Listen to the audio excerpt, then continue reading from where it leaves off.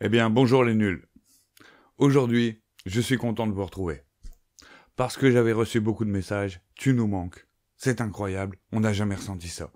Eh bien, sachez que je vous comprends. Moi aussi, je me manquerais, si je venais à me manquer.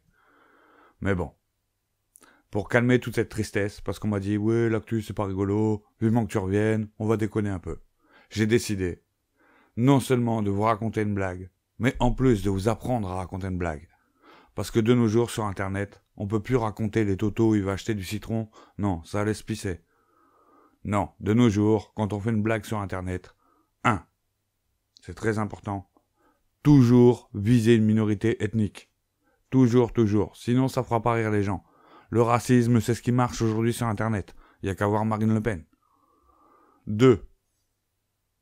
Vous devez citer au moins une guerre.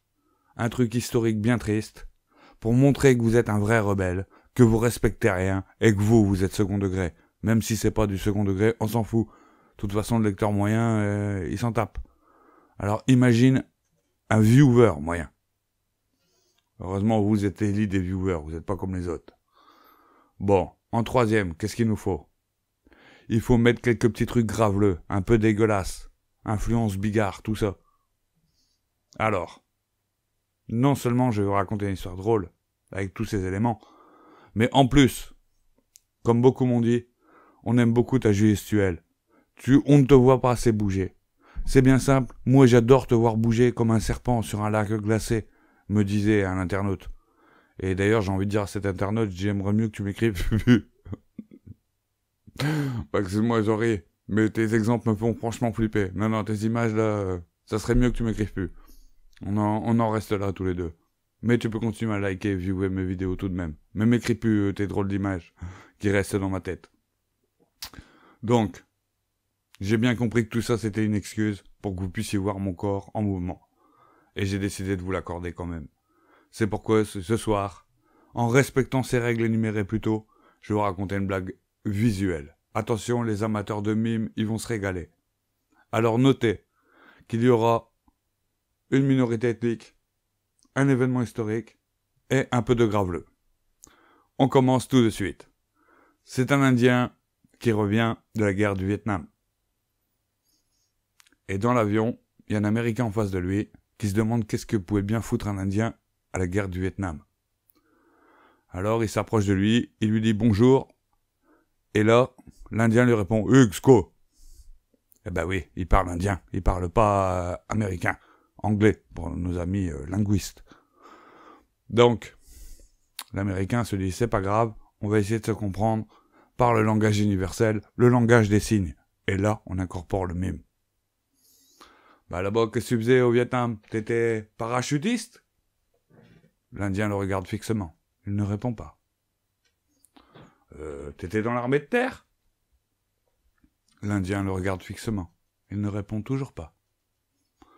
Alors, il se creuse la tête, il dit « Tu faisais quand même pas du ski là-bas ?» Il le regarde fixement, mais avec un drôle d'air. Alors le gars dit « Bon, allez, une dernière proposition. T'étais observateur ?» Toujours pas de réponse de notre ami indien. De là, ellipse temporelle. L'Indien rentre chez lui. Et dans son village, son père l'accueille. On va donc traduire l'Indien pour que vous puissiez comprendre la nuance et la fin de l'histoire. Et là, son père lui dit « Est-ce que tu as honoré notre famille à la guerre ?» Et l'Indien répond « Oui, père, j'ai honoré notre famille. »« Est-ce que tu as fui devant l'ennemi ?» ?»« Non, père, je n'ai pas fui devant l'ennemi. »« Est-ce que là-bas, une seule fois, tu as connu la peur ?» Il a un regard hésitant et dit « Non, là-bas, je n'ai jamais connu la peur. » Son père lui dit « Tu me caches quelque chose. » Et là, le fils lui répond « Oui, c'est vrai, dans l'avion, j'ai eu peur, sur le retour. » Alors le père lui dit « Bah pourquoi ?»« Parce qu'il y a un de mes alliés américains qui m'a menacé. » Alors le père est étonné, il lui dit « Bah je comprends pas. Pourquoi il t'a menacé puisque c'est un allié? Et puis surtout, comment t'as fait pour le comprendre? Tu parles pas anglais. » Alors le fils dit « Il m'a menacé, il m'a fait des signes. » Alors le père dit « Ah bon? Et qu'est-ce qu'il t'a dit ?» Et alors là, le fils énumère « Quand le soleil se couchera, que tes amis rentreront chez eux, je t'enculerai si fort que tes yeux ressortiront. » Voilà, si vous avez des petites beniesses, n'hésitez pas à leur raconter, c'est une bonne blague. Et si jamais vous faites partie d'une minorité ethnique ou que vous êtes une de ces plaies des milieux associatifs, vous dites oui, moi je veux pas m'en prendre à des minorités ethniques et je veux pas m'en prendre à des trucs historiques. C'est pas grave, j'ai une solution et une blague pour vous aussi, toujours visuelle. Eh oui, j'ai été champion de mime en 94. Alors dans ce cas précis, puisqu'on ne prend pas une minorité ethnique, il faut s'en prendre à des enfants, parce que c'est politiquement incorrect aussi, et comme ça, vous êtes rebelle, tout ça. Et enfin, si vous ne voulez pas vous en prendre à l'histoire, le mieux, c'est tout simplement de s'en prendre à des choses du quotidien qui peuvent arriver dans la vraie vie. Mais des trucs un peu tragiques, genre accident, genre humour Darwin Award. Donc, pareil, on y va. Papa, maman, je suis coincé dans la machine à laver. Et voilà, c'est très drôle parce qu'on imagine le petit coincé derrière le hublot. Par contre, si votre machine n'est pas frontale, forcément, vous n'avez pas compris la blague. Eh bien, ami nul, j'espère que tu auras bien ri, que tu seras régalé devant ce spectacle de mime. Je tiens une fois de plus à remercier tous ceux qui me suivent et à m'excuser aux amateurs de bon goût. En attendant, tu likes, tu dis « Elle était trop marrante ta blague, putain, je me suis éclaté », tu commentes. Moi, je t'aime et on fait une belle équipe. À bientôt les nuls.